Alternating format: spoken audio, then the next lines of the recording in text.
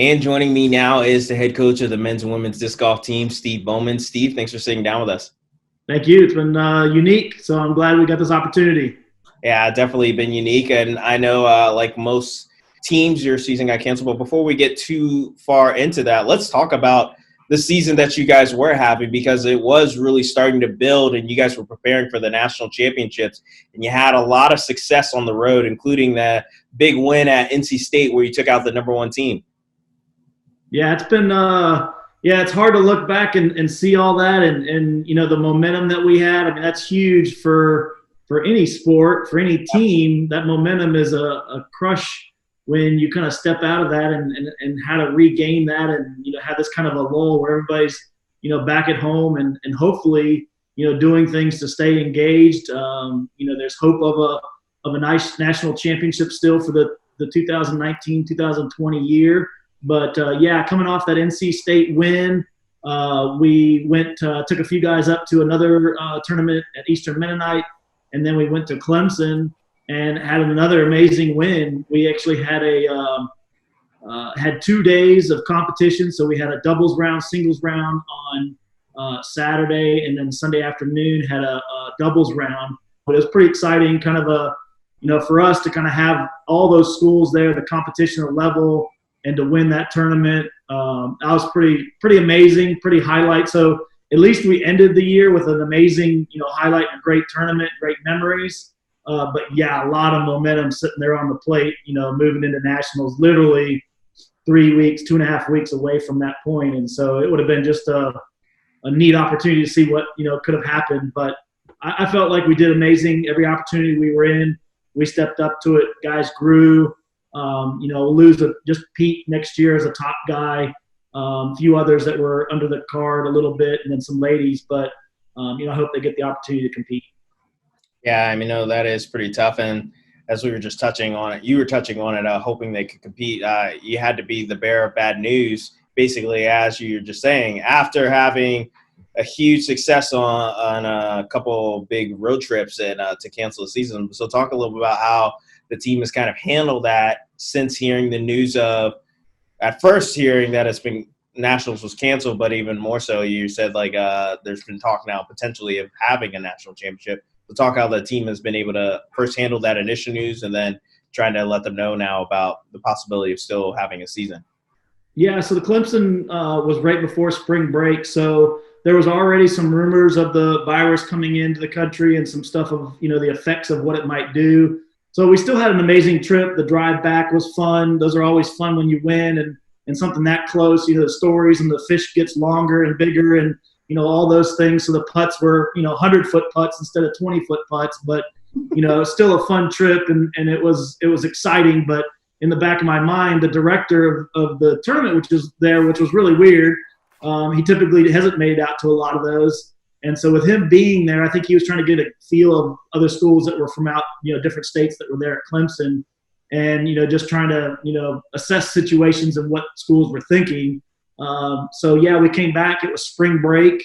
And so it was really weird because we got back and then there's no school after spring break. There's that limited, a few here and there, some stayed home. And so it was kind of just a weird disconnect. There wasn't like this goodbye. There wasn't this, we always end our year with a fun barbecue and a huge celebration and just, being together. And so to not have that, there's just that unclosure that just there's something still there that's missing to the season. I think, a lot of schools are under pressure that they can't travel from the governing bodies of their institutions and lockdown still at home with schools being closed. Obviously, schools are finishing up now. So, yeah, the next window of opportunities might have to roll into the fall. And they still want to have, a 19 to 20 national champion. And so it may carry over to the next school year, which we're going to be, hopeful that might still be a play for them. And, yeah, I mean, obviously talking about that because potentially next year your teams might be competing for 2 different national championships. So how does that change things and even kind of the approach for next season? Because, as you said, some of you're bringing back a fair amount of talented guys and girls back, but you're losing some of that top-end talent. So that would affect the 20 championship that you guys potentially were in position to win this year. But then now even trying to prepare for the 21 championship too, because it's trying to find that balance and see which one you're trying to go after. Obviously, you want both, but trying to prepare for both, because that's a long two big championships to try to prepare for.